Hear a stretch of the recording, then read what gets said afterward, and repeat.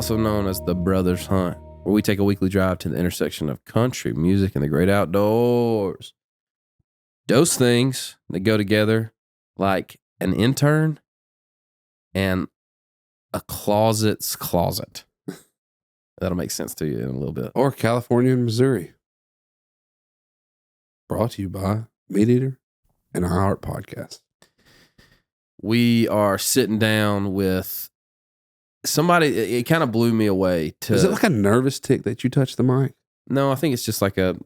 I just like to move the mic. Like I move it with my, Yeah, you shouldn't do that. We're sitting down with somebody that I did not know there was an outdoor realm in her life, and especially as prevalent as it actually is. Man, and you don't see that coming, Right? Because she's like a soul singer and like Flashy a little bit with their costumes on stage giant and stuff. voice, just kind of.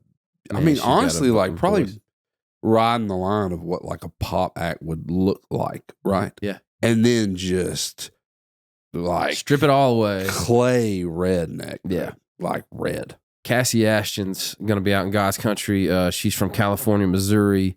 They do this. They've got a deer shed where they do like a 10-day deer camp. She was talking about deer steak and gravy. And it means something to her. I mean, you can tell it's not that ain't no put on right there, man. Oh, no. She's passionate about it. Very passionate. Yeah. Yeah. And it's rooted in tradition and it's rooted in family and her upbringing, which is really great and it's almost refreshing to watch and hear about because most of the time we're chasing giant deer, and talking to people who are chasing giant deer. Especially all the in our circles. She could care less about hunting anywhere but their farm in Missouri. Man, probably one of my favorite episodes that we've done. So great. Such a good person, an incredible talent. The Gravorite's nasty this week. She can sing. Oh my gosh, she can sing. Really cool journey through town. You're going to love it. So listen to it. Hey, thanks for supporting. We're going to be for real again. Go follow the podcast on Instagram and on Facebook and TikTok. And do we have a Snapchat? I don't think we have a Snapchat. We'll snap you. YouTube. Leave a comment. Write your favorite thing about the podcast. Write your not favorite thing about the podcast. See where we can. Or holler at us. We like to interact as well. Yeah, absolutely. Don't call me. Don't ask for co-write, but you can shoot us a DM. And don't send me your lyrics. That's right. We love y'all. Thanks for hanging out with us, and we'll catch you next time.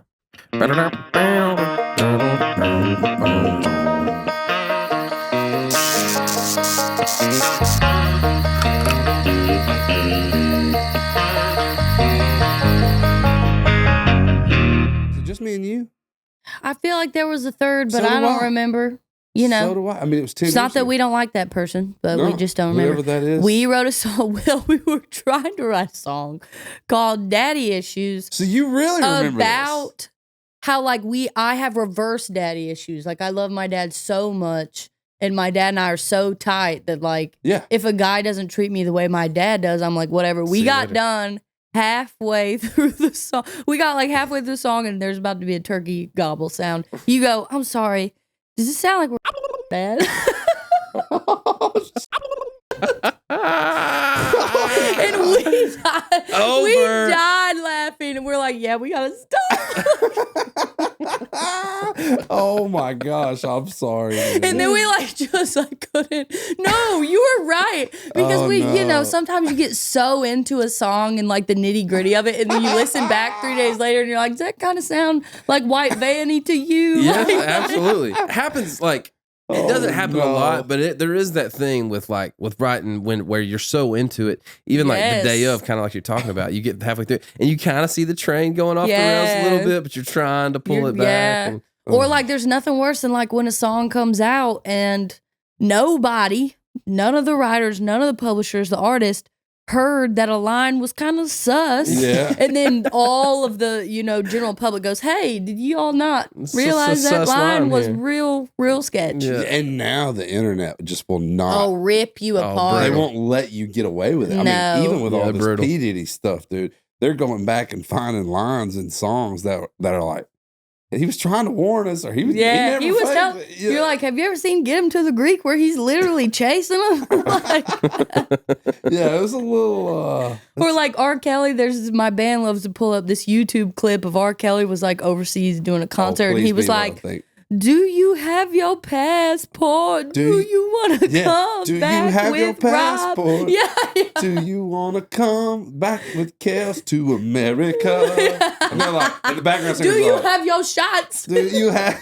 Yeah, is it like a real thing? No, the background singers are literally going, America. R. Kelly? Because he's singing it like to the melody of one of his songs, but he's trying to like pull girls backstage. Do you have your passport? Do you have your shots? Do you want to come back to America with Rob? Yeah, that's right, with Rob. That's what he says. To America. And they're going, are they supposed to be like, yes. I just like walk backstage? No, I'm talking thousands of people. Like, it's not like a little. It's not like, it ain't like. No, it is a giant. Like sound check. This is like the show. This is the show. Dude, people are crazy. Do you want to come with Rob back to America? That's crazy. He's serious. It's dead serious. Anyway, believe people when they speak to you. That's the bottom line. Believe people when they speak to you. That the only time we rode, I ruined it, and that's the only thing you did not ruin it. You saved me, because what if we would have finished it and everyone around us somehow was blind, deaf, and stupid, and then we put it out and everybody's like, "Hey," heads up. And then suddenly they're looking back at like every Father's Day post and they're like, "Wait a minute,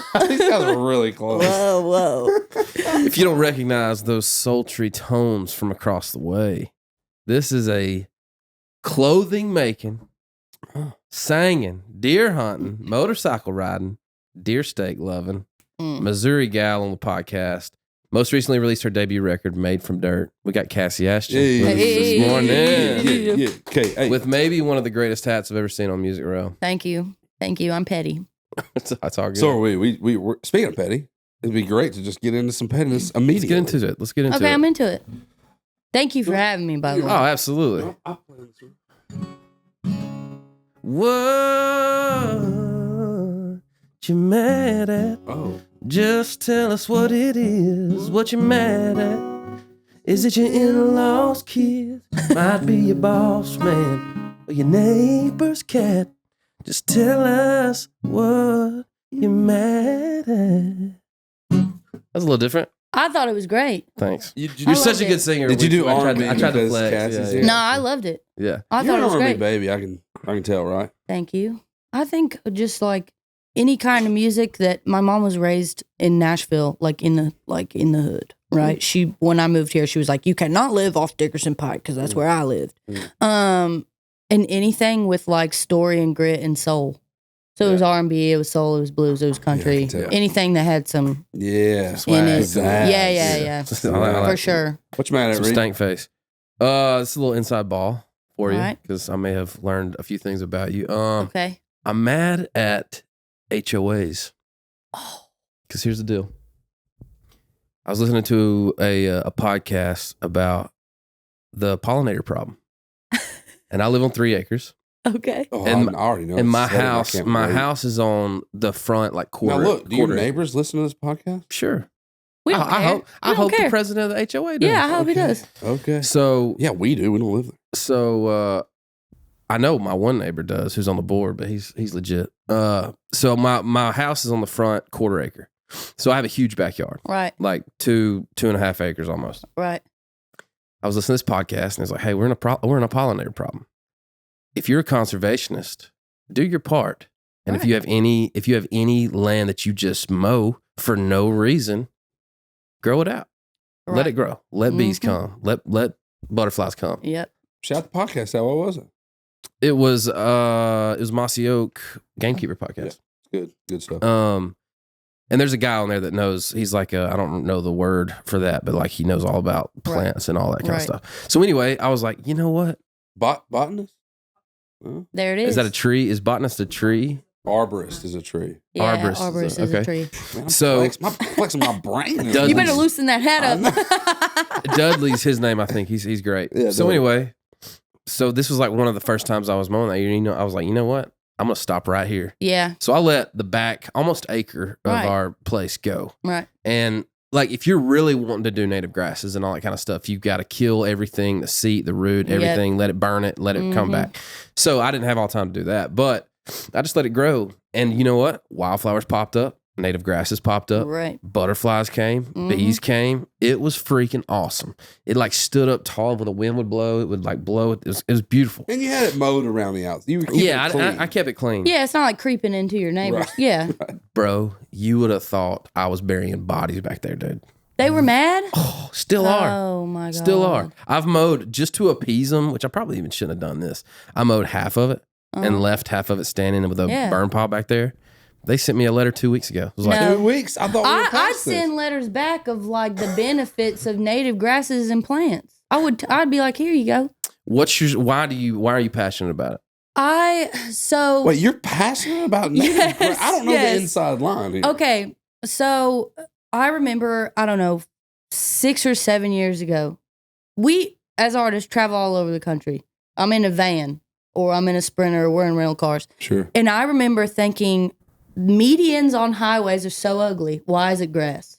Like, and who mows this and why? And why, right? For sure. And so I started looking into that.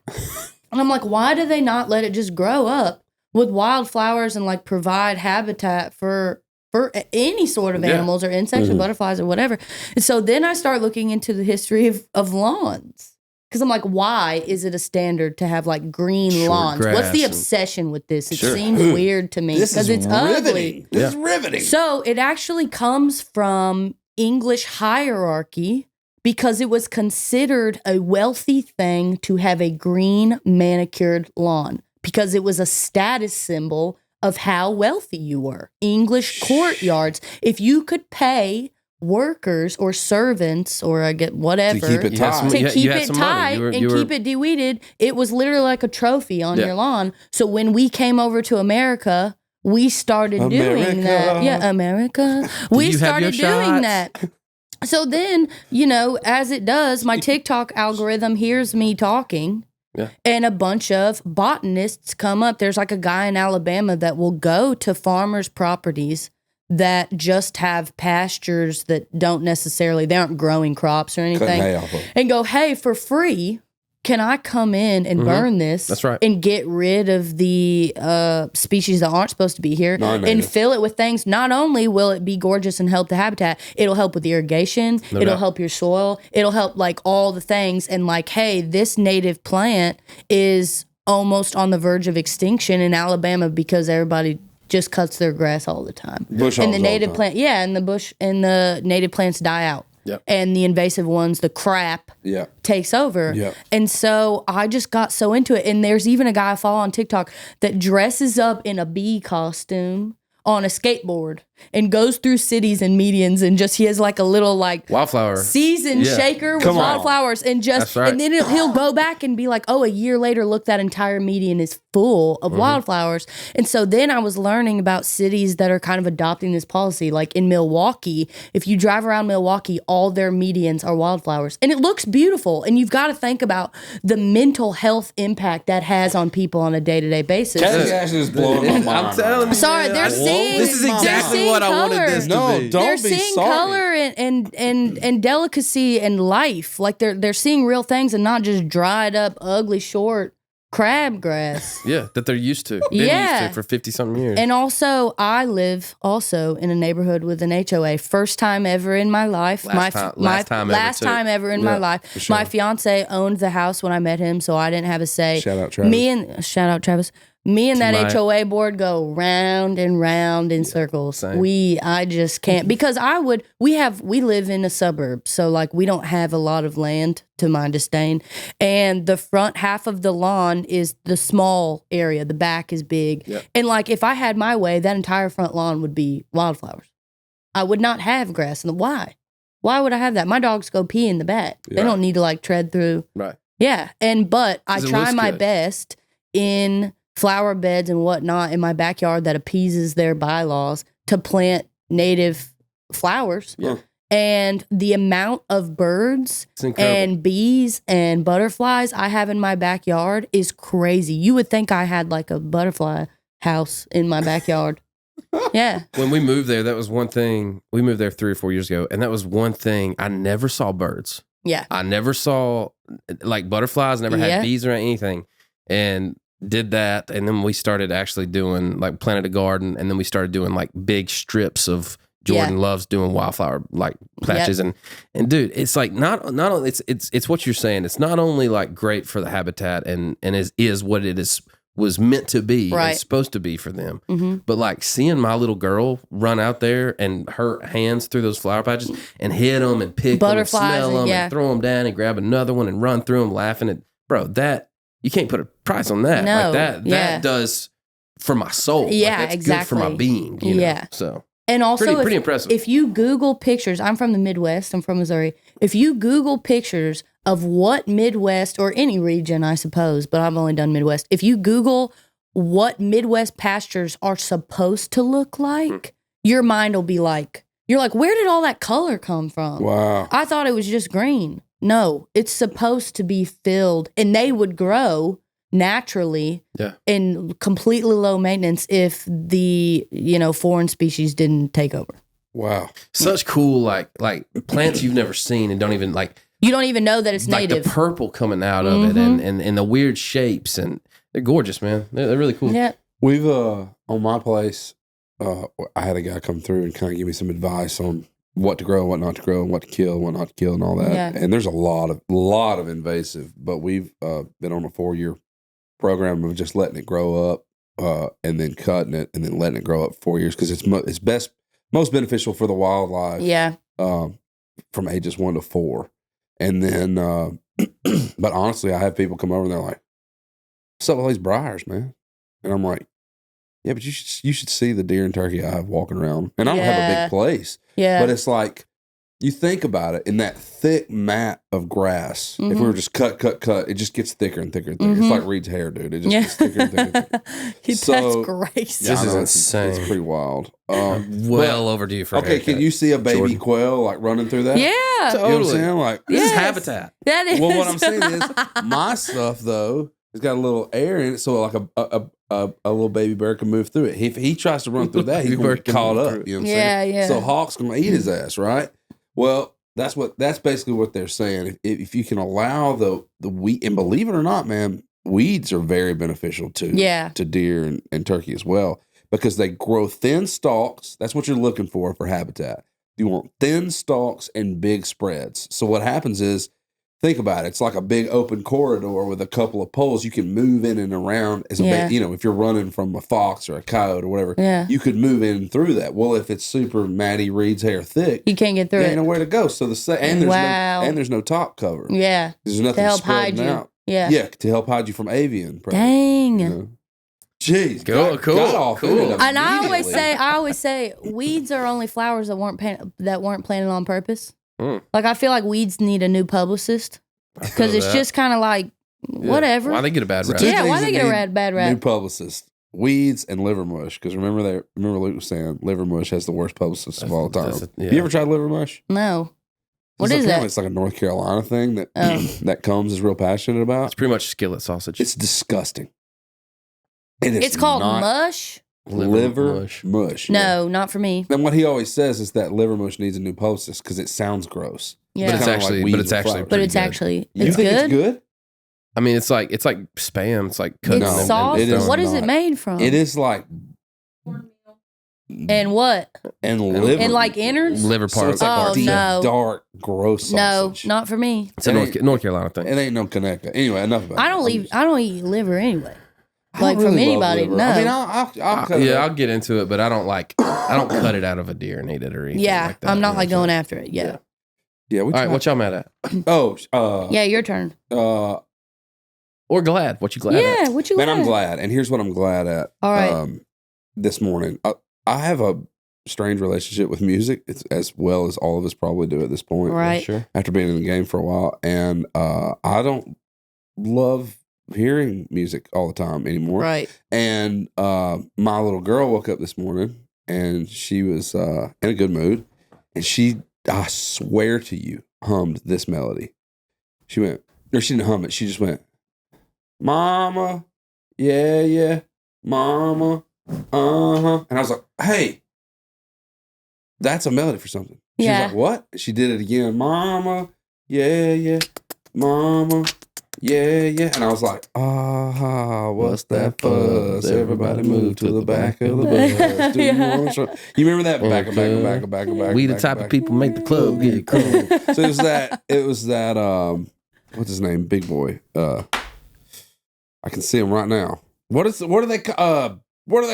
Outkast. There it is. So then I popped the tune on, and I was like brushing my teeth and my hair with my phone in my back pocket, and she was like, you brush your teeth and your hair at the same time? Yeah. Really? Efficiency. That's a thing. Can you do it like it's like this when thing. you got to get your kid to school at freaking 7:20 because they'll close the door, even though they say they do that at 7:55. You got to multitask. Yeah, I feel that. In the morning. As long as you don't accidentally stick your toothbrush in your hair and you brush on your mouth. Yeah, that wouldn't work. Yeah. So anyway, I don't know if you dug into Outkast in a while, but I pretty much listened to it the whole way up here, and it's jamming, dude. Heck yeah, dude. It's jamming. A little inspiration. I feel that. You pull up a song from like your childhood that you think of randomly for the first time in years. Yeah. And you're like, oh yeah. I did that yesterday because I saw a TikTok video of Evan Bogart, who wrote every pop song ever, like Halo, Beyonce, I mean everything. And he wrote SOS by Rihanna, and he was talking about how they named it Rescue Me. And the A&R person came in and said, no, it's called SOS. And he's like, well, that's the pre-chorus. That's not the chorus. And he goes, well, it's the chorus now. So I pulled it up because I was like, what's the structure of this song then? Does it sound like a pre-chorus? And so they do 2 verses, and then they do the pre-chorus twice, and then they do the chorus, which I thought was a post-chorus, twice. And I just remember, in my head was like, yeah, a hit song can be, it doesn't have to follow the like conveyor belt template. It can be whatever it is as long as it's catchy and somebody can relate to it. For sure. Yeah, isn't that crazy what a melody can do? Yeah. Like that. Like you think of these like that. Like just that, yeah, baby. Mama. I mean, like that's just And there's sonically, there's it's a guy in just the back, man. and it's also locked in too. When she was doing it, I wanted to go back. Yeah, it's crazy. Well, good on you for hearing what song that was instead of hitting voice record on voice memos and going in today and writing the song. And then later being like, damn, that's that Outkast song. Should have checked on that. Yeah. Anyway, Outkast is jamming, dude. Yeah, they're jamming. You mad? You glad? What you this morning? I'm all the things multiple times on a daily basis. Highs and lows. I'm a girl. Highs and lows. I'll do one of each. I'll make it short. I'm mad at the fact that the world is run by social media right now. Always mad that, at like, that. as not only an artist, but as a songwriter or as a book author. Like, I have a friend who's like trying to write a book, and like she can't get a publishing deal unless the book blows up on TikTok. What? And I'm like, books even? Before the book is even released, you have to have so much hype about the story that to even get a publishing deal. Doesn't matter if it's good. Yes. Matter, yeah. Well, same as in music. No doubt. And so I asked somebody the other day, the Grammys are coming up, and I asked, I just had a debut album, which is my glad part of the story. Yeah. My debut album, Made from the Dirt, just came out. I've waited years and years and years and jumped over obstacles and punched people in the face and did whatever I had to do to get through. And I'm asking, I'm like, hey, what's the cutoff date for the Grammy submissions? Okay, I learned I'll be up for 2026. So I asked somebody, I go, hey, Casey Musgraves back in the day won Country Grammy Album of the Year with no radio support. What did she do?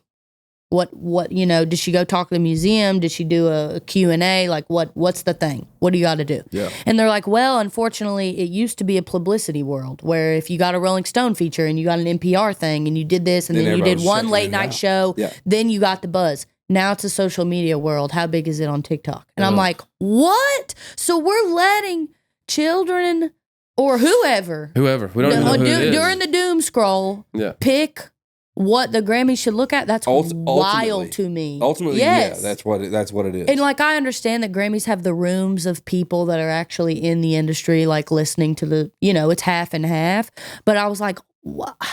And an algorithm is just something that you can't control. And I know everybody's bitching about it, and I know it's like the same sad story, but like, I get over it, and then something happens that makes it even worse, and you're like, ugh, and you fight your way through, and you get over it, and you're like, okay, successful people pivot, and then bam, you learn something else that's even deeper about the algorithm or social media, and you're like, okay, cool, I want to throw my phone in a pond, and go outside and quit, and touch grass, touch wildflowers, touch native grass, touch native species. No, that's a great. So, what are you glad at? I'm glad that. All that to say, I finally got to release my debut album, and like the response so far has been insane. And people who would know and people who wouldn't know are coming to me and going, "Hey, you made art. For sure. Like you didn't make just like a bunch of radio down the middle, whatever, to appease anybody. You like really gave yourself." And like we're honest about it, and it seems very authentic, which is my whole thing. Like if it cannot empower and it cannot preach authenticity, I'm just not interested. Yeah, why? And so I am glad of that. Of that's gotta mean the world. The wait was worth it. The struggling with, being in the box, being out of the box. Are you country enough? Are you this? La la la la la. Like having someone cut through the noise of all the negativity that you hear in your head or outside of your head on a daily basis, that I'll be glad for that every day. Can I tell you which one got me? Which one? Wanita. Mm-hmm. Thank you. It got me, dude. Thank you. That's our mama's name. It got mom's name. It is? Spelled just like that. Oh, so that's my grandma. I can tell which side. My dad's mom. Gotcha. Only grandma I ever had.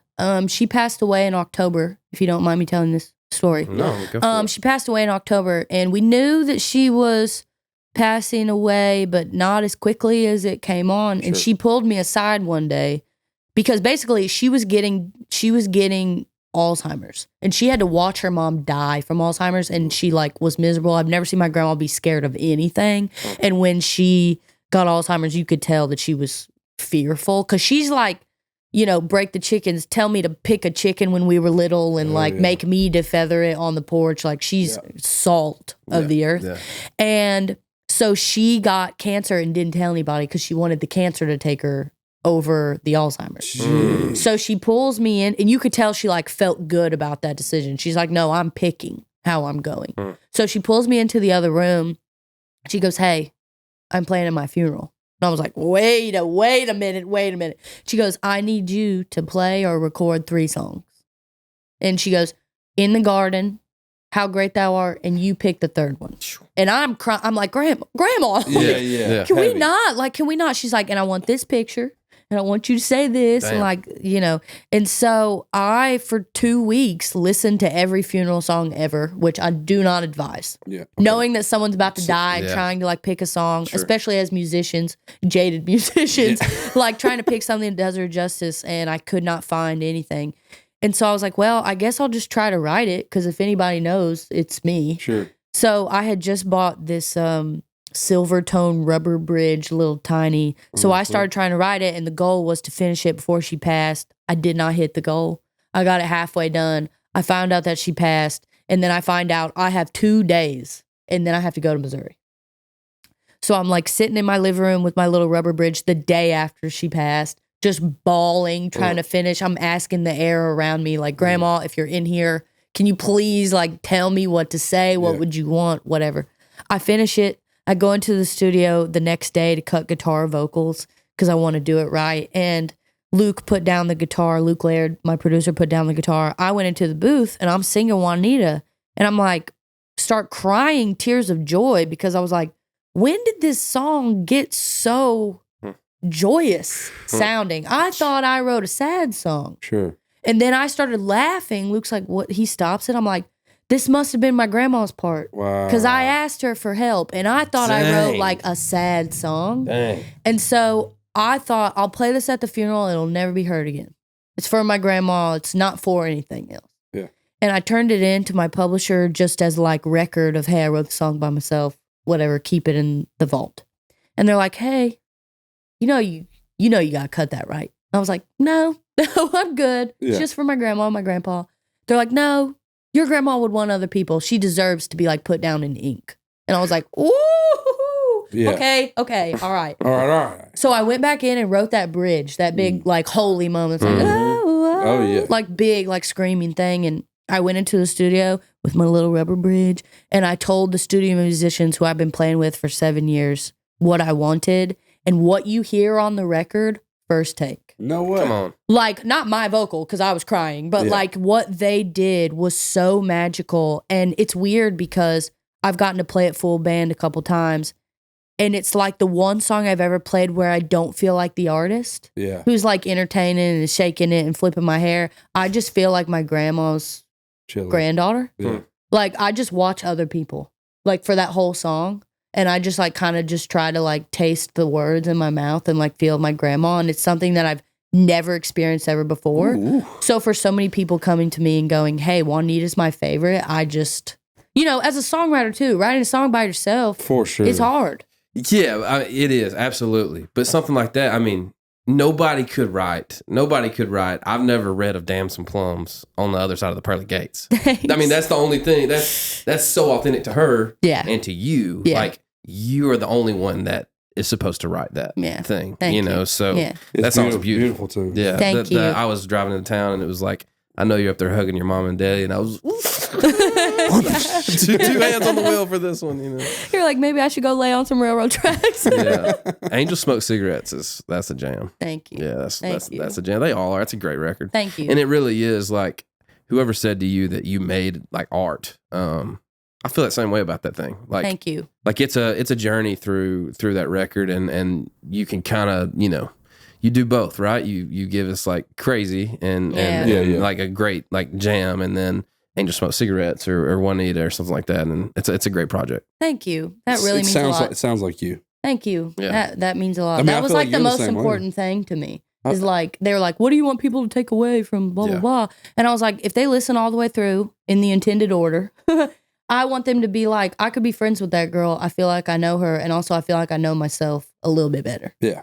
Are those songs, like you said, it's been a 7-year journey for you through your record deal and all that. Like, are those songs through that whole 7-year span? Are they the last 2 years? Like, it's a double question. Are those songs like that? And then what was that wait like? Like the and you ain't got to get into all of it because I know, but like, you talking about WAIT or WEGHT?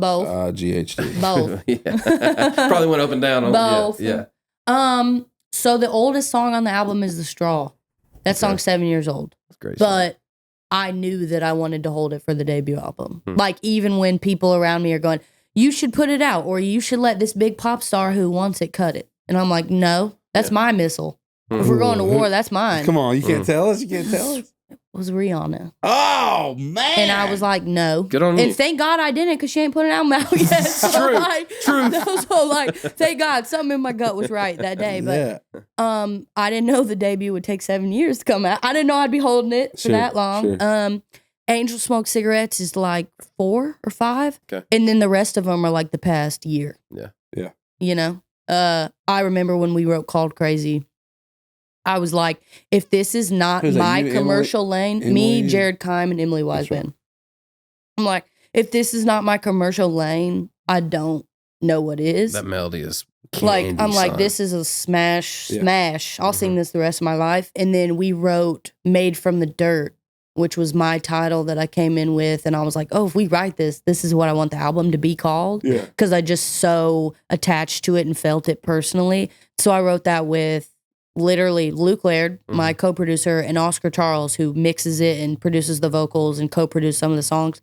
And that's when it was like, all right, I have the pillars of the album. Sure. Like, I've got Called Crazy, which is like the smash hit. I've got Made from the Dirt, which is like an autobiographical, you know, if I get one chance to have an album title, I would want it to be this. Yeah. And I've got Angel Smoke Cigarettes that no one can argue if I'm country enough. Like, suck it if you think I'm not. And The Straw, that is like kind of genre-less in a way. Yeah. Like, it was like, these are my pillars. And then I just kind of filled in from there. Yeah. That's so cool, man. Thanks. And you said, so how was the wait? Yeah, like your that journey through that whole thing. And like, in the healthiest... If it was up to you, I mean, when you're an artist and you move to town, all you think about is cutting records. Right. Like, and getting songs cut and saying what's on your mind. And I can't imagine having to just be like, obviously you didn't know that from the beginning, but like if somebody told you, hey, it's gonna be 7 years before you put out a debut record, I would have been like, well, I'll go do something else. I'll go be on a farm. Yeah, absolutely. And make clothes, make pie, and throw my phone away. Have a flip phone. Yeah, Razor. Yeah, exactly. T9 in a culture where it's like fast, immediate, new song, put it out, and you're sitting there for 7 years. I'm sure you were ready to roll some heads. Yeah, in the healthiest way. I think the thing that got me through was my ego of like, I'm meant to do this. I am meant to do this, and I'm better than a lot of people. Yeah, yeah. And I had to watch people get put in front of me in line. Yeah. But then I watched people get signed after me, have their moment, and get dropped. Right. Just as fast. And so I thought, as long as I'm always taking upward steps, even if it's 2 inches from where I was, I'm cool, right? Yeah. Because I just feel like, especially in Nashville, which this is a good thing, if you blow up too fast and you don't get to know the town and you don't earn the support and kind of earn your stripes and like make people know that there's grease on your elbows, they just don't respect you. Absolutely. And it doesn't matter. And they'll respect you for a little bit because you're a money maker. Yep. But as soon as that money ain't coming in, bye. Yep. And I just don't want to be that way. I want to do this until I'm in diapers and they have to pull me off the stage with a hook. Yeah. And a testament to you, because like, I mean, how much has the town changed in 7 years? Oh. I mean, like I mean, 7 years ago, what? That's 2016, 2017? 2016, yeah. Like TikTok's not even really around. No, and now it's the only thing that we're being judged by. Yep. You know, artists for sure, almost. Like, it's a testament, I think, to your willpower of like the stick around power that you have. And like you said, like just, you know, this is who I am. This is what I'm going to do. And I'm going to do it for the rest of my life. Yeah. So no it matter doesn't what. matter. Yeah. So it doesn't matter. I feel like it's the same way for writers though. Like, you know, when young writers come to town and, you know, and I was the same way. It's like, how do we get a hit? How do we get, if I could just get a cut, then I could get on a record. And if I could just get on a record, then I could get a hit. And if I could just get a hit, then the town will respect me. And man, I was riding with Tom Douglas one time and I told him I had been in my Sony deal probably 4 or 5 years at that point. And I said, I feel we were literally eating a Subway sandwich. And I said that he bought because he knew I couldn't afford it. And I said, man, I feel like I have a body of work that I'm proud of, but I know there's some suit sitting in the top floor of Sony looking at the numbers going, this guy ain't made us nothing. Right. And eventually over time, like dead weight's got to go. Right. You know what I'm saying? And I just kept, and he said to me, he said, honestly, Dan, I think what you're saying, your body of work is actually heavier than making money. And he's like, eventually that'll roll around. Anybody can just make money, you know, they can get hot and make money for a second. Exactly. But if you have the body of work to back up, you know, what you're trying to do, then it helps so much. Yeah. And it's like you said, you kind of got to earn your stripes. You kind of got to go through the tough ones to get to the easy ones. Yep. And then you wake up one day and you're surrounded by these people who are arguably the most talented people on planet Earth. Yeah. I mean, I think Luke Laird is one of the most talented people on Earth. Yeah, he's the baddest. You know, and you get to a place where you're creating with those people. And then you look back and you're like, oh man, I became one of those people because baby steps. Because I worked my way to this point. You know? And how much easier is that? Because now you know the game. Yeah. And you know the people. And you know who to miss and who to dodge and who to stay with and who to, you know.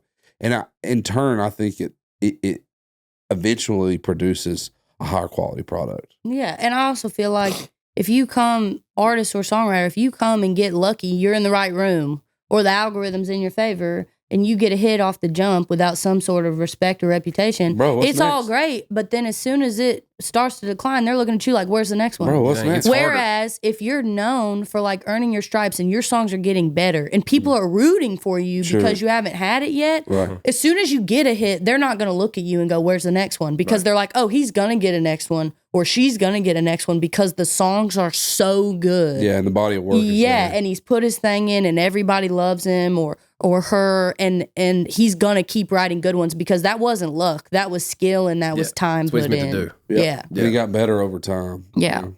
Is this, and I probably know the answer to this, but like, is made from the dirt, is that the pinnacle for you so far in town? Like, like your highest high that you've had? Yeah, because I just feel like my other highs, I don't want to say they were luck, because luck is a combination of like talent and perseverance and skill, right? Yeah. But like, this is the thing I have fist fought for the most, and like had to hear no, or had to get paused, or whatever so many times, that this is a high for like my bones of like, no, I did this. Yeah. Like on my, like mentally on my own. Like, and no one is going to take it away from me. And I'm so proud of it that if it's the only album I ever get to make, I'm cool. Wow. All right, I'm going to tell a story.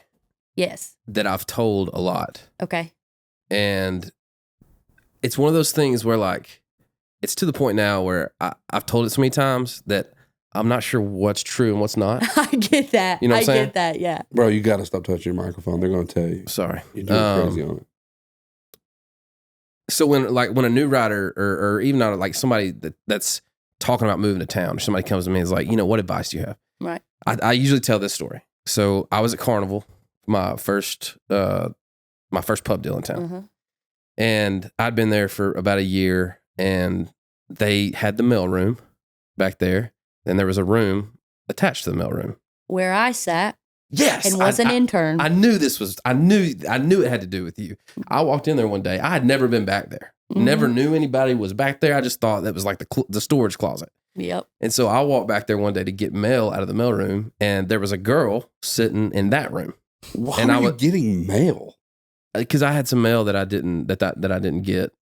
Like I just got mail at I don't know if it's a check or something that they put there that I hadn't gotten yet. I know why you're getting mail there. Because we didn't have a mailbox on the boat. Yeah, that's true. That's what it was. I got to hear the boat story later. Anyway, go ahead. We lived on a boat in Percy Priest for 4 years. That's where they sent your check. They just stuck it. That's right. Yeah, I remember this. So I would go back. So I walked in there one day, and I'd been there for like a year, never been back there. I walked back there one day, and there's this girl sitting in this room, and I was like, "Hey," and she was like, "Hey, how are you?" And I was like, "I'm good. Are you good? Like, are you okay?" And she was like, yeah. She's like, I'm good. I was like, okay. So then I saw another deer, and I know in the door, and I was like, what's in here? And I opened the door, and there was another girl sitting in that room. And I was like, hey, are you okay? Like, do you need some water or some bread or something? And when I tell that story, I say, it turns out that one of those girls was Emily Landis, and the other was Kassi Ashton. Yep. And they were interning at a publishing company, just trying to get in the door any way they could. Ends up, they start writing together. Cassie gets a record deal. Emily grinds it out. She's got a hit now. Both of you are on the climb. Yep. Yet you were working. You were interning at a publishing dark room, and we had to run an extension cord to get a light. I knew that was you. No hate to them. One of the worst experiences I've ever had in my life. We wrote a letter to Belmont to be like, don't let people intern there. For real. It was that bad. Like just some people that work there, not all of them. Yeah. Some of the people that work there couldn't have given a shit about us. Sure. Called us intern. I would get yelled at by one of the pluggers for not making his CD on time. And then he would ask for a song. He'd give me a song list that he'd need for his pitching meetings. And he'd call half the songs by the wrong titles. How am I supposed to know? I'd be like, it's not in the system. Yeah. And then another plugger would have to come in and go, hey, it's actually called this. And then he'd yell at me and call me intern. Refuse to know my name. No, nothing. They didn't know I could sing. They didn't know I was the scholarship baby at Belmont. Nothing. Well, while I was interning there, I won Country Showcase and got 8 publishing deal offers. Ooh, baby. Then they realized one day their intern in the extension cord closet, locked in that Dobby Harry Potter closet back there. Was there a deer head in there? No, it was awful. There was everything they didn't want to remember was in that room. Including me.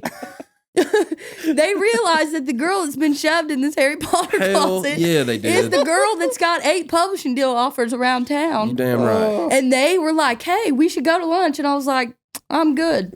Yeah. I'm so good. Yeah. I'm cool. Had a great time here. Hope y'all. Actually, I didn't. I didn't have a great time just saying that. And me and Emily were like, it's fine. Like, and so we got our publishing deals at the same time. Wow. And we kissed them. See you later. Yeah, bye. Peace out. Okay, good. I knew I wasn't lying. Jeez, that's a crazy story. Yeah, I know. Yeah, had a record deal with a year later. I know. I was like, do you need some bread or a sandwich or something? Man. How long have you been in here? You want to borrow my phone or maybe a couple of bucks to get home? It was so bad. It was so bad.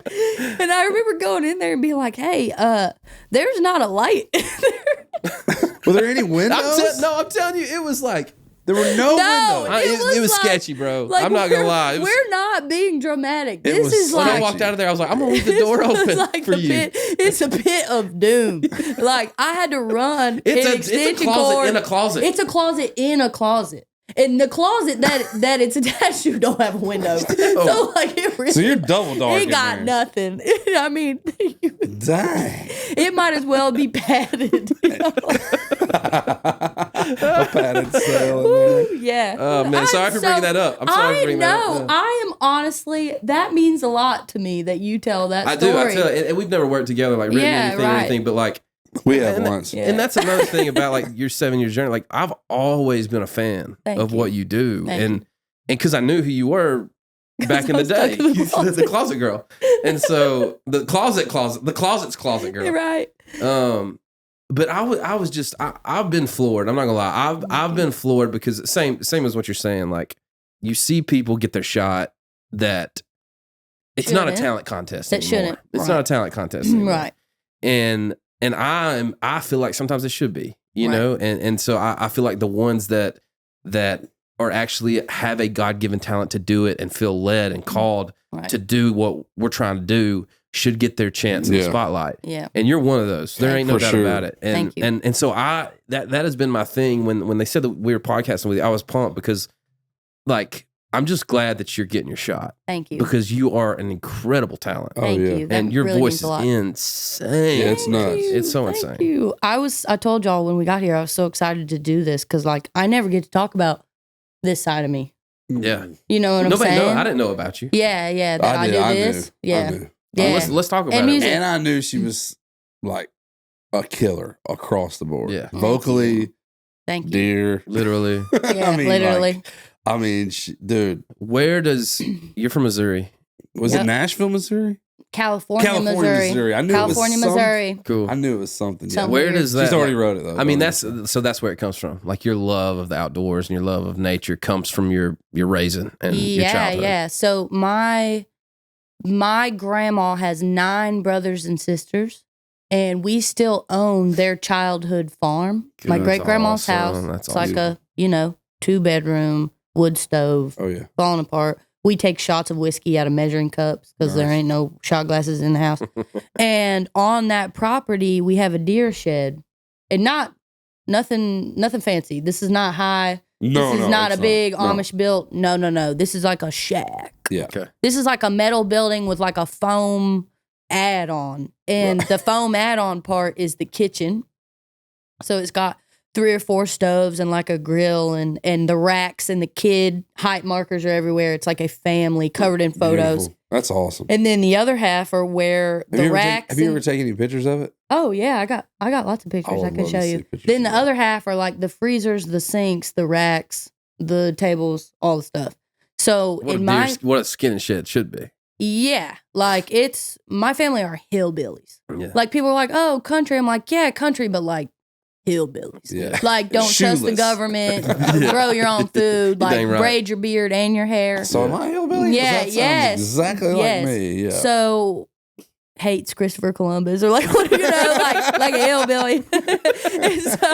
and so my family, those 9 brothers and sisters, my grandma's like the second oldest of them. And then it's funny, they're hillbillies because my grandma's youngest brother is younger than my dad. Like that, like. Your grandma's youngest brother is younger than. Okay, yeah. So my dad has an uncle who's younger than him. Wow. Weird. Yeah. Hillbilly. So, yeah, hillbilly. So the women in that sibling group get together and make a menu for the 10 days of rifle season and send it out to the family. Come on. And so all week long, people are showing up at the deer shed. Our family, but also like friends that hunt on our land, or we process their meat or whatever. Yeah.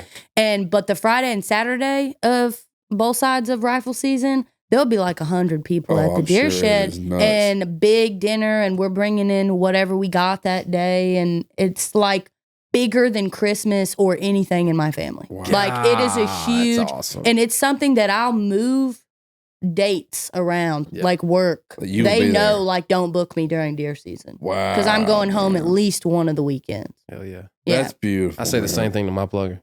Yeah. Like, I'm like, hey, November, you know what it is. They know but what also, it is, like, it's kind of the culture, though, because back home in high school, like, during deer season, half of us aren't showing up to class until noon. Yeah. Like, and they just know, like, hey, I gotta go hunt. Deer hunt. Yeah, they kind of know. Yeah. And it's so, a way of life. It's like we're filling our freezer. Like, yes, whatever. Some people want racks for mounts or whatever, like trophy, but no, we're filling our freezer. My grandparents and her family, they had to do that as kids because they were so poor. They had to hunt and fish for food to survive. Yeah. It wasn't like some expensive hobby. It was no, this is survival. Yeah. And my family kind of treats it like that, right? Like I shot muzzleloaders competitively my whole life with my grandpa. Sick. And it's a very, gun owning and hunting is a very, very serious thing in my family where, like, let's say you have a really bad shot. This happened to my little brother. You have a horrible shot. You took a shot that was not great because the adrenaline got to you or whatever. Sure. Guess what? You don't get to hunt next year until you learn not to waste.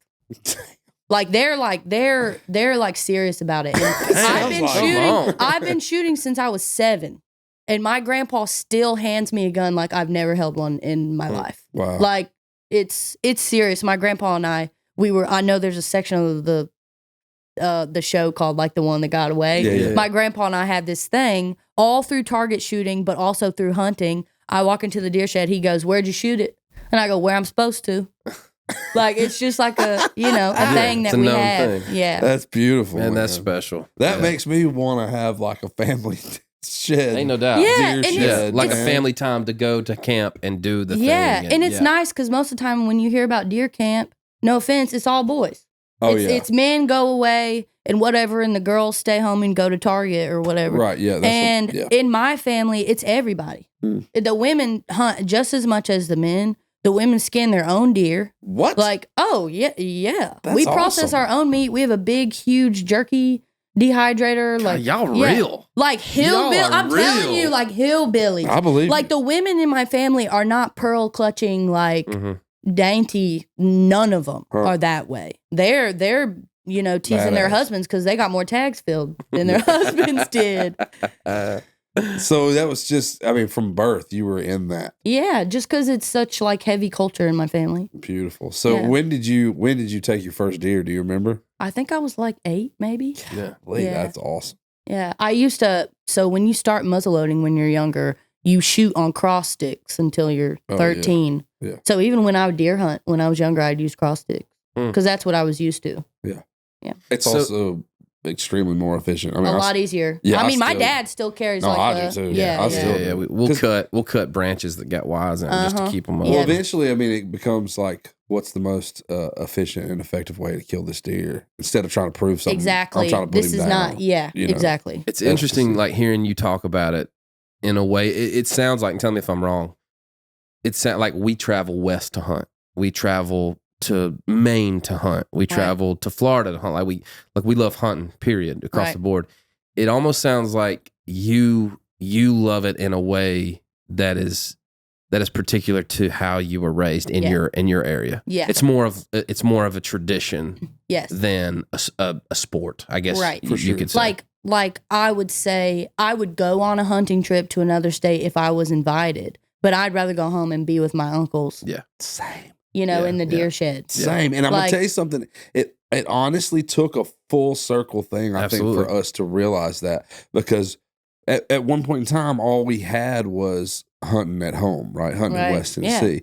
And then friends and music and connections. And before you know opportunities. We're in Montana and we're hunting the Midwest and we're doing this. And all we can think about is going somewhere else and hunting something different. Right. And I shot that in New Zealand. That's sick. Yeah, thanks. Yeah, and it was an unbelievable experience. And I'll never forget those moments. But at the same time, like the more I do that, the more passionate I get about being at home. And even though deer are smaller, even though it's not as like click worthy, and it's honestly more to me about the camp and the people that are around and in it, and the entire experience, and less about the rack. Yeah, honestly, it's always been that way for me. I mean, I want to stand in my dad's kitchen that overlooks like the land, and with coffee and watch the sun come up. Yeah, man. Every time, like I don't, you know, what I'm something pure saying? about that, isn't it? Yeah, It's and then almost go, cleansing. okay, we got 10 minutes to get in the spot before sun's where it can be. Because here's the reality of it, man. Like when you're at the end of your road, life being your road, when you're at the end of that, that's what you're gonna think about. Yeah, you're not gonna think about killing big deer. You know, no. like you can look at that and yeah, it's great, but like those are the times you're gonna think about the fires around the camp. You're gonna think about deer steak on a flat top on a open fire. Like that is. Those moments are what you're going to fall back on. The camaraderie, for sure. And like, we'll get into it later, but like, I don't go for bucks. Yeah. Because I'm hunting because fried deer steak is literally my favorite food. Nothing better than the fat And so dog. My sister going cooked it after last those. night with sawmill gravy. Yeah. She like posted it on Instagram. Dad helped her make some gravy and she fried up deer steak and ate it. Yeah. Absolutely. Like, I'm going after those because they taste better. They definitely do. Like, I don't, like, that's fine. My uncles can go like, oh, how big's the, I don't care. And then they'll just give me their mounts sometimes anyway because I want the mounts for my house because they look cool. But like, I want does. And we always say, like, we want my Aunt Tammy. She always says, can you get me? Aunt Tammy, dude. Yeah, she doesn't hunt. She doesn't hunt, but she cooks at the deer shed and, you know, and she always says to my uncles, can you get me a Walmart deer? And that means just enough to fit a Walmart sack. She's like, I just want to take one Walmart sack of deer home, Dude, put it in the freezer. Some red shit right there. I like that. That's real, man. That's what it is. They That's taste real. good though, man. Yeah. Big fat Midwestern does taste good. Yeah. We took a couple of does, or I took a couple of does from Kentucky 2 years ago. And It's a different thing. I don't know what it is, but I guess just the corn and the beans that they eat, it's a totally different deal, man. And I ran it through a grinder and put some beef fat in there with it, and man, it was real good. You're like, I never want to eat meat from the grocery store ever again. True, no doubt. We were actually. I was going to bring you some deer steak this morning, but a few weeks ago before we. I'm glad I didn't because mine was going to be that buck from Mississippi, and it was a couple weeks. She's a doe gal. A couple weeks ago, from we were about to leave for Florida. Both my deep freezers got unplugged. I promise you, if you want some deer steak, I'll bring you a tenderloin this year. Well, he's got you How because all my meat's gone. What's your favorite way to cook it? I was supposed to ask you that question, but that's great. Okay, Look cool. at you. Yeah, I'll go first. Yeah, go. Yeah, go for it, bro. We cook it the same way. Are we cooking tenderloins or are we cooking? Yeah, let's say tenderloin. All right, if I'm cooking tenderloins, not burger. All right, if I'm doing fried tenderloin, yeah, okay. I personally would prefer a minute steak ham over a slice of tenderloin. Tenderloin is great; it is absolutely great. But if I had my choice, I would take a ham and cut it probably about the width of my thumb, and then I would run it through that slicer. Cuber, whatever it's called, and cube it probably twice. Not mush, but like get it cubed up nice. And then I'm buttermilk. Buttermilk and egg. No, I'm straight buttermilk. You don't do an egg? I don't even need no egg. No, give me straight butter. That's me, mom. Straight buttermilk. My mom taught me this. Straight buttermilk, and then I go probably 75-25 flour Tony's hatcheries and got like a Creole kind of thing. Mix it up just to have a little salt with it. Boom, boom, flash fry. See you later. You don't double dip it? Do you go? I don't double dip it. Oh, I do. Sometimes it gets too I won't crunch, man. I know, but if you cook it fast, which I think I think you have to cook it fast because if you slow cook it, it'll be dry. It'll be dry and it falls off. Right. That's my thing about like I won't like talking about it. I know I'm gonna do something. I'm hungry. And I probably need some because mine's ruined. But like I want that chicken fried steak look and taste. Like I'm gonna go buttermilk, egg, flour, seasoning, back into buttermilk, egg, back into seasoning. Double dipper. I'm gonna double bread fry it. See, you're my people. Because when people say that they eat it like beef steak, I'm like, get out. Yeah, I don't want no. My what do you mean, family like beef steak, like they don't batter it like chicken. They cook it like a beef steak. No, in a pan? No. Yeah. Oof. Oh, no. I'm like, what's wrong with you? I'm chicken fried. Like, you got canines just right. protruding out of your. So my traitor. family has a special soaking process that they do because we process all our own. Special soaking process that they do and tenderizing process that they do. Yeah. And then, my favorite, flour, salt, pepper, and Cavender's. Yeah, Cavender's Yeah, great. And great. same, hot flash fry in a pan. Yeah. Cavender's The best. great. The best. I'd eat it for breakfast, lunch, dinner, everything. So much so Yeah. that my dad he's an overcooker. You know what I mean? Like if he's cooking, if he's cooking breakfast for me and Reid and him, there'll be a plate of eggs. Yep. And I swear the taxidermy will be this tall. Yeah, why not? I know, no doubt. It's good warmed up And the we're next going to day eat on it. Yeah, we're anyway, going to eat on it It's for a good week. cold. Yeah.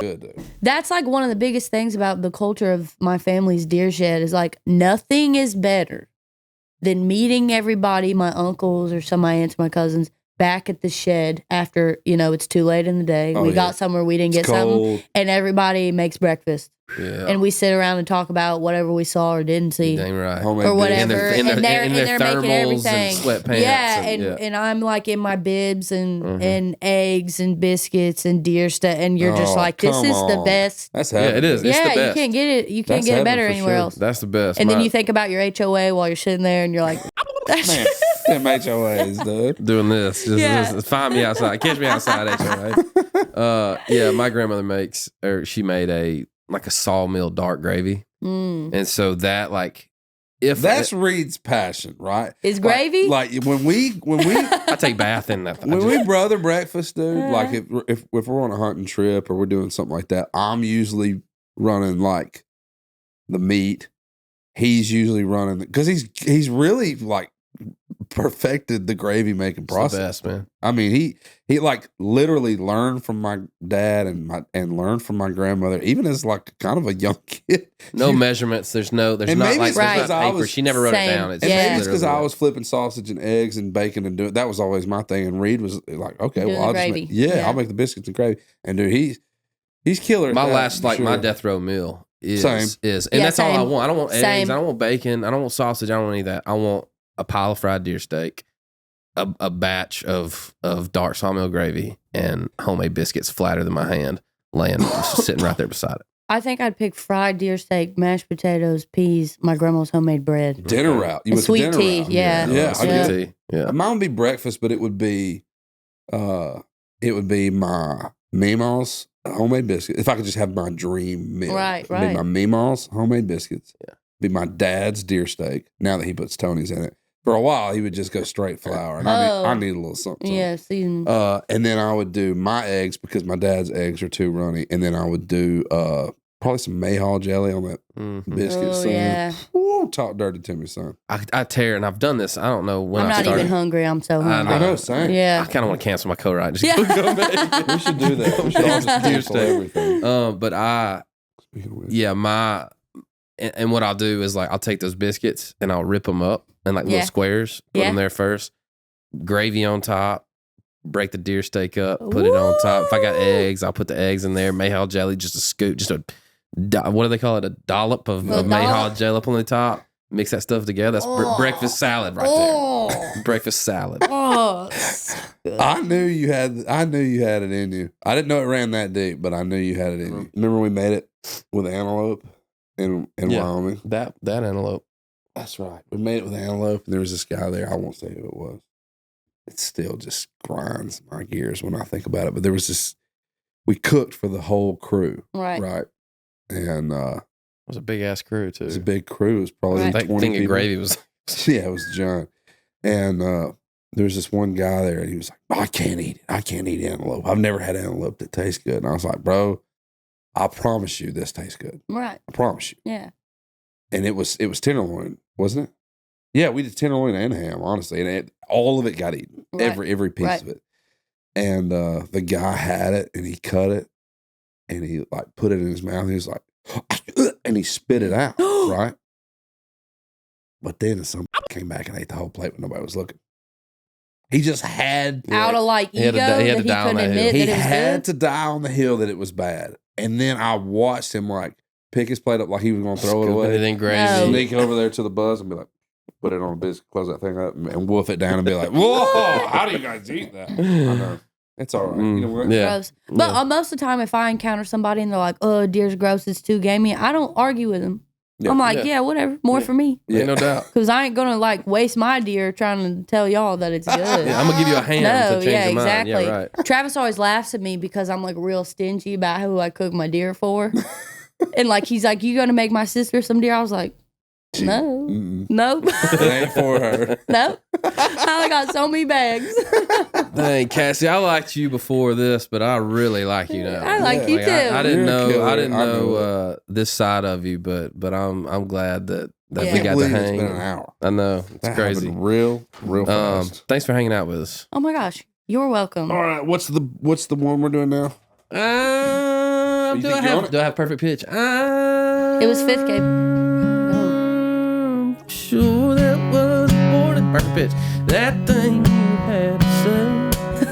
But it's that time of the show for the one that got away. We have little ditties. That was good. Little ditty. Jack and Diane.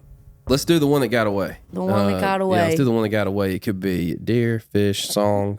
Not a human being because Travis is your guy. Right.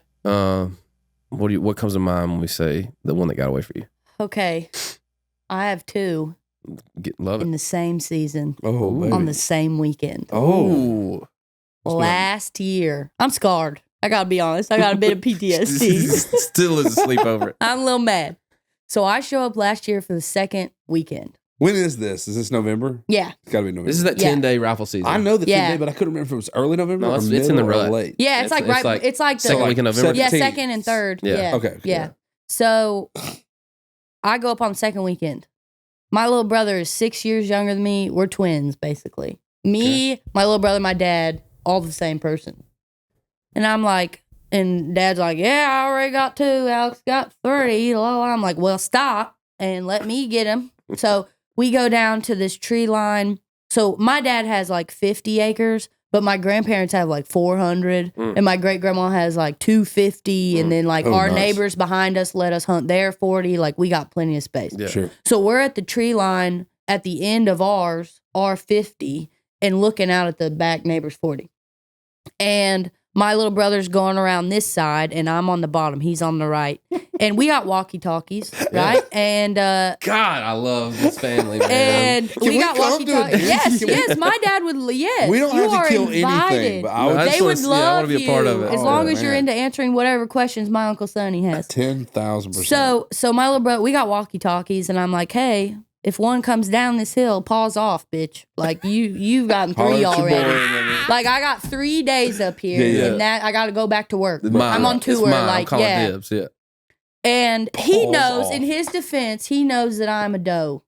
I'm a doe person. Yeah. I'm not a buck person. But I was like, hey, if a buck comes in the side, I got 3 days. Hey. I like European mounts personally. I have American, but I like European right mounts. Here. Like there, if you need some, you can. I've got some you can. Thank you. Literally have. I have a lot of my, but I would take more always. Okay. I'd cover wall. I'm like, I'll cover a whole wall on that shit.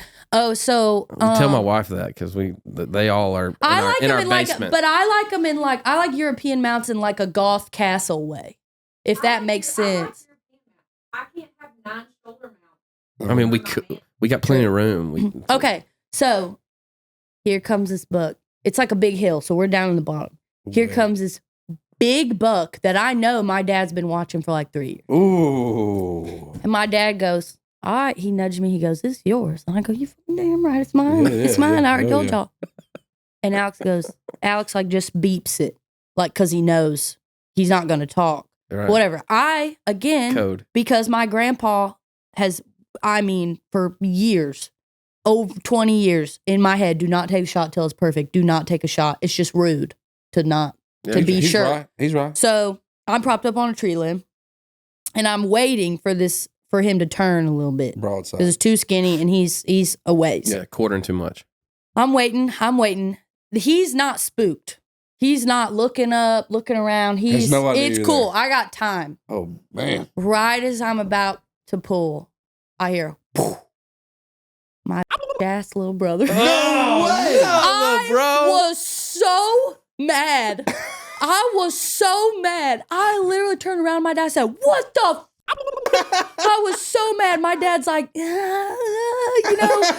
he don't have a favorite kid. My dad's like, My dad's stuttering. I yell across the field, "Alex!" Like, I'm so mad. I'm like, on the thing. I go, "What the is wrong with I you?" in the crosshair. Yes, and he's like, "You took too long." And I was like, "It wasn't right yet." So I'm pissed. I'm not talking to my little brother. The rest of the day, I'm like, "You can go get the cart and get the deer yourself. I ain't helping you. Drag it back with your own hands." I'm mad. I'm like, "Good luck. I'm not helping you gut it. Nothing. No, like, big deer on your own. This your fourth deer. You practiced this year. I'm not helping you." Big deer. Yes. He's like, That's why "I'll I give shot you." it. He's like, "I'll That's why- give you He the had to- mount." he had He's to like, do it. "Yeah." He's like, "I'll give you the mount." I was like, "No, eat a dick." Like, Yeah, no. I don't want. So then I'm like, okay, well, I got 2 days left. And my grandpa's like, "Well, she couldn't take the shot." My grandpa's sticking up for me. He's like, "She knows well, blah, blah." Yeah. So then we're out there the next morning. How old's your grandpa? 80 something. Just But my rocking. grandpa literally holds records in the state of Missouri for target shooting. Oh, Like, this man is serious. That's Okay. awesome. And so we're out there the next morning. We're in a tree line halfway down Dad's property. We're out there. Dad's like, "Hey, if we don't see anything in the next 30 minutes, we got to go in." Yeah. I'm like, Yeah. "Here comes a doe." I'm like, "Yes." Okay. In my brain, I'm like, "I wasn't meant to have the buck because I want the doe You dug anyway." out. Yeah, totally. So doe again, not spooked, head's not up. He's just, having his morning thing. I shoot right where I'm supposed to. Thing runs off. I'm like, ain't no way. Ain't no way. I'm like, okay, it'll run a little bit. It'll fall over. We'll get it. Dad's like, "I don't know. I don't know if you got it." He puts his scope up. He wasn't looking through his scope when I shot. He's like, "It ran. It was running. Like, it wasn't stumbling. It was running." Right. I'm like, "No, I hit it. There's no way I didn't hit it." So we walk down there. We see a little piece of fur, a little tuft. And I'm like, "I hit it." Was it And white? he's like, "Yes." And he's like, "You hit it. Maybe you scuffed it, Grazed it. right? Yeah, Maybe yeah. you grazed it." So we're looking for blood spots. We walk around my dad's property and the neighbor's property and this neighbor's property for probably 2 hours. Nothing. Trying to find, can't find it. Oh. So he's like, "Hey, baby, you missed." And I'm like, No, I didn't. I don't miss. Like, in the kindest way, I only take shots when I'm like 1,000% Come sure. on. I I like target shot, like, I do, like, no. How far was the shot, you think? Not very. Okay. Maybe, 50? yeah, 50 Oh, yeah. to 75. Yeah. Like, I did Chip not shot. miss You had it. you had a rest too? Yes, on a tree branch. I'm like, Yeah. I didn't miss. Right. I'm sorry. So we go to the deer shed. Like I said earlier, my grandpa goes, "Where'd you hit it?" And I said, "Well, right where I was supposed to, but apparently not because we're late. We missed breakfast because Can't find we can't find it." Grandpa's like, "What you missed?" My uncles are having a heyday. Yeah. They're like, "Oh, don't miss the shot. Missed one. Only took 30 years. Like, Yeah. miss blah, blah. Okay, it happens to everybody, but you missed." They First will deer, not- first deer you've ever missed. maybe the second. Okay. But again, I only shoot one weekend a year, Yeah. and I'm picky, Yeah. right? And so they're giving me hell. My grandpa's giving me hell. He's like, "You're out of practice. Move to big city, you're out of practice." Oh, they like Whatever. poor Nashville They're girl, telling yeah. everybody. We're at dinner that night at the shed, and a Concrete family jungle. friend comes in and goes, "Heard Cassie missed." I'm like, "Oh, shut up. Like, y'all are so mean."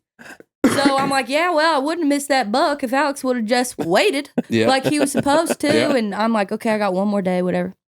We're walking down as the sun is coming up the next morning, and I look over across the tree line, and there's a thing of white in the No field. way. And I looked at my dad. I said, Told you. "You got to be kidding me." We walk over there. He goes, "No, ain't no way." There it is. Almost right where I shot it. Wow. Little ways up. Hit it right in the front upper chest area. Yeah. Right where I Vitals. am supposed to. Yep. And it must have just been like a cat and had 9 Just lives. took it for a and second. ran forever. Wow. And came back but then it's wasted. Yeah. And I felt horrible. Yeah. Like the rest of the day, I was just sick to my stomach. Yeah. Because I again, I'm picky about hunting. It's very serious. I only kill one for meat. I'm not a trophy hunter. Yeah. And when I kill a deer after we slit it, I put my hands on it. I have since I was little and been like, and I do a like whole like thank you. Same. Right? Like I pray over everything. you've given you've given me your life. This is the circle of life. Totally. I will not waste this. Yeah. You know, my family, we salt the hides. We do everything. Yeah. We use as much as we can. Wow. And I'm like, thank you for this, blah, blah, blah. And I went over there and did it to the dead deer because I felt horrible. Yeah, it's a tough thing, man. I've been in that spot myself, and we've had coyotes get ours. Like, have to leave them overnight, and then you go up and the coyotes have ravaged it, and you're like, man. Mine was bloated, so I couldn't. Well, it was hot. Probably got hot on it. Yeah, it's a tough thing, and that's why I understand. Just like you said, you understand when people don't want to eat deer meat. I understand when people don't want to hunt. Like when they're if they didn't grow up doing it and they didn't see because it's not always hunky dory. It's a weird dynamic. You don't always feel great. It's a weird dynamic, right? Like you don't always feel great. That right there is my favorite. Literally my favorite. That and dogs are my favorite animal in the world. But yet I hunt them and I kill them and I eat them. Like it's a weird dichotomy between, you know, those two. I tell people all the time, like, hunting is so close to perfect, and it would be perfect if you could chase the animal, find the animal, shoot the animal, go out there, cut the meat off of it, breathe life back into it, and it gets up and runs away. It would be perfect. Yep. But obviously it doesn't happen like that. And I think the worst part of it to me is the shooting and the killing of the animal. But at the same time, it's, you know, you have to do it. It's part of it. It's the circle of life. And like in Missouri, if we don't hit the quota, they extend season because it hurts crops. Or they get blue tongue or like whatever. Yeah. And so it's kind of like, hey, we're feeding ourselves, we're filling our bodies, we're nourishing our bodies, we're doing the thing, and we're also helping farmers with crops.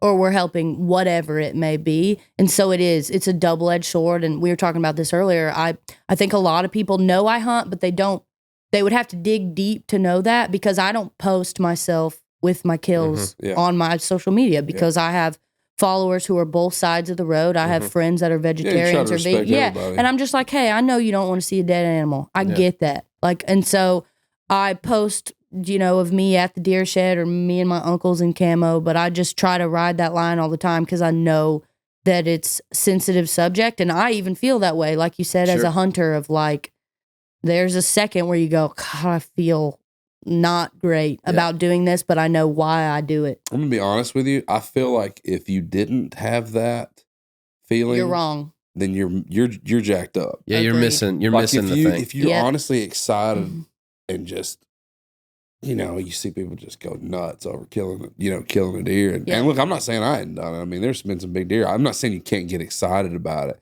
but with that feeling, there is also that feeling of responsibility for taking a life. Taking a life. Yeah. Yep. And do I think it is on the same plane as like taking a human life? Absolutely not. No. I think it is food. I think God put it here for us to do that. For food. And but you know what? It's also like we live in an age that is disassociated from where their food comes from. Right. And that's where that hamburger comes from, dude. Like that hamburger you're eating at McDonald's. Yep. Bro, a cow died so you could eat that. Sure. Yep. You know, and for me, it's the same thing as what you were saying. It's like to be able to go legally harvest something and know that you're helping the community by taking the deer, know that you're feeding your family by taking the deer.